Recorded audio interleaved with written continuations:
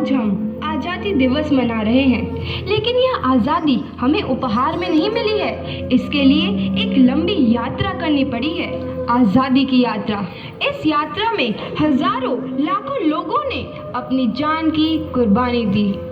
1919 जलियांवाला बाग। आज हमारी बैसाखी का दिन है, लेकिन पूरा पंजाब बैसाखी नहीं मनाएगा। हम सब बैसाखी नहीं मनाएंगे।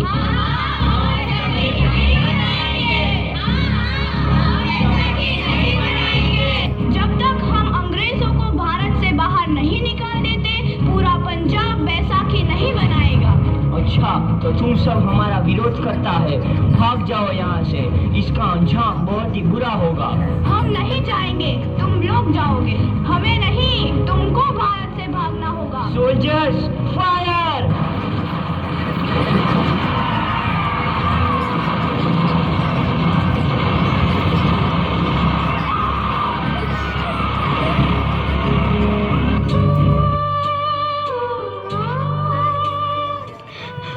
ये जमीन हमारी, ये धरती हमारी, ये खेत हमारे।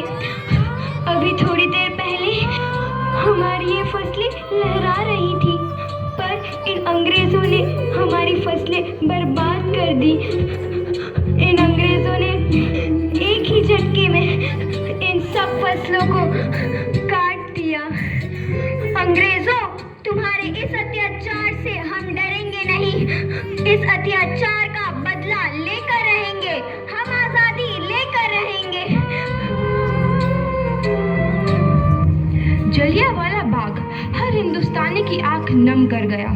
इस कांड में कितने मासूमों की आहुति चढ़ गई। इतनी हैवानियत से इंसानियत कत्ल कर दी गई। जलियांवाला बाग के हत्याकांड ने आज़ादी की आग में घी देने का काम किया। मासूम औरतों, बच्चों की दर्द भरी चीखें और सिसकियां इनकलाब का गूंज बनकर उभरी। लाला लाजपत राय, भगत सिंह, राजगुरु, सुखदेव सरीखे क्रांतिकारियों ने भारत की इस जमीन से विदेशी दरिंदों को निकाल फेंकने के मंसूबे मजबूत कर लिए। 8 अप्रैल 1929 लाला लाजपत राय के नेतृत्व में साइमन कमीशन के खिलाफ एक भारी जुलूस निकाला गया।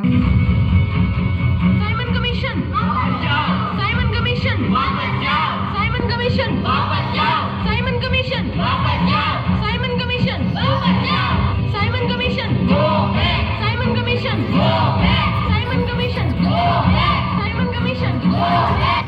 बेवकूफ इंडियंस, तुमको हमारी बात समझ में नहीं आती। Stop this. Simon commission. नहीं मानता। आई से स्टॉप दिस।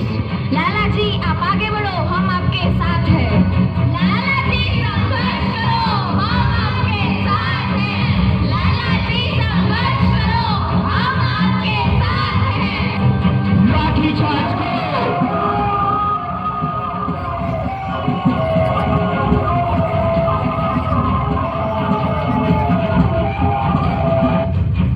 लाला जी को तो बहुत गहरी चोट लगी है, उनका सर फट गया है। मेरे शरीर में लगी एक एक लाठी अंग्रेजी सरकार के कफन में कील का काम करेगी। ये आजादी की लड़ाई रुकनी नहीं चाहिए। ये जिम्मेदारी मैं तुम सबको सौंप कर जा रहा हूँ। लाला लाजपत राय की दर्दनाक मौत के बाद भगत सिंह, सुखदेव, राजगुरु वतन के इन मतवालों के खून में ऐसा उबाल आया जिसका सामना करना अंग्रेजी सरकार के लिए मुश्किल हो गया। अंग्रेजों को करारा जवाब देने के लिए स्कॉट और सैंडर्स को मारने की रूपरेखा रची गई।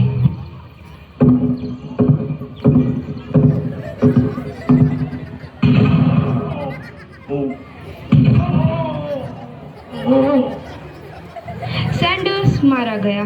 चारों तरफ तहलका मचा था। दीवारों पर लिखा था, लाला जी की मौत का बदला ले लिया गया है। भगत सिंह समेत सभी वहां से फरार हो गए। 8 अप्रैल 1929 दिल्ली में ब्रिटिश सरकार की सेंट्रल लेजिस्लेटिव असेंबली की बैठक में 2 बम धमाके की आवाज सुनाई दी।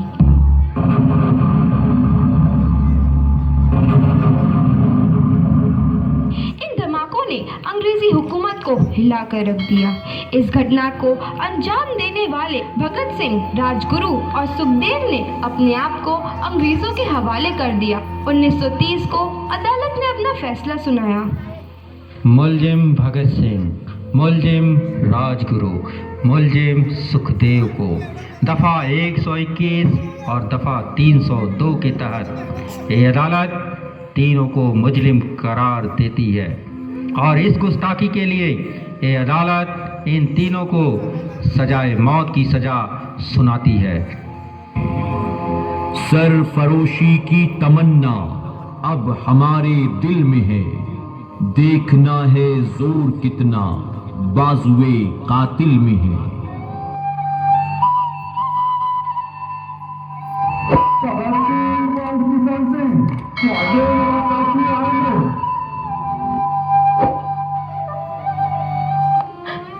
पुत्र की हाल है तेरा? मैं चंगा हूँ माँ, फिक्र करने की कोई गल नहीं। पुत्र, मेरा दिल तेरी तरह पत्थर दिल नहीं होगा। तेरी ये गला सुन के मेरा कलेजा फटे जा रहा है। माँ, मेरा दिल कोई पत्थर जैसा नहीं है, एक वतन परस्त का दिल है जो मेरे देश प्रेम के जज्बे को ताकत देता है। बेटा, मेरा लाल। माँ, आज मेरी तपस्या पूरी होने जा रही है। जे तू रोई तो मैनू तकलीफ होइया। सोच, तेरा पुत्र आज शादी करने वास्ते जा रहा है। फर्क केवल इतना है, वो घोड़ी पर नहीं फांसी पर चढ़ने वास्ते जा रहा है। आज तू क्रांतिकारी की माँ है, कल तू एक शहीद की माँ होगी। माँ। पुत्र भगत, तू इतनी छोटी उम्र में हम सबको छोड़ के चला जाएगा? तूने जिंदगी में देखा ही क्या है पुत्र? मैंने अपनी माँ देखी है, जिसने मुझे एक ही बात बताई है कि बेटे, अपने देश के लिए एक बार मरना 100 बार जन्म लेने के बराबर होता है। अच्छा माँ, अब आशीर्वाद दे, आखिरी बार विदाई लेने का समय आ गया है। भगत, मेरे लाल।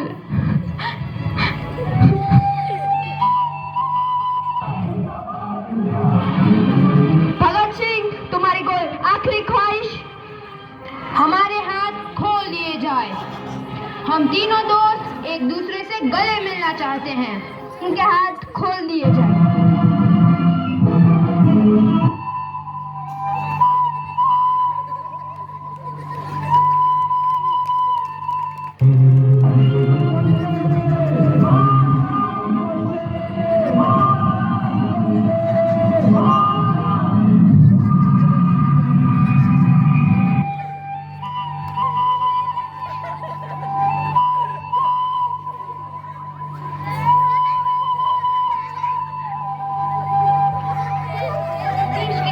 नौजवान के मन में आज़ादी की नई उमंग हिलोरे लेने लगी।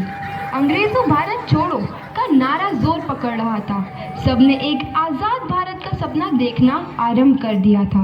हर कोई अपने अपने ढंग से इस महायज्ञ में अपनी आहुति दे रहा था।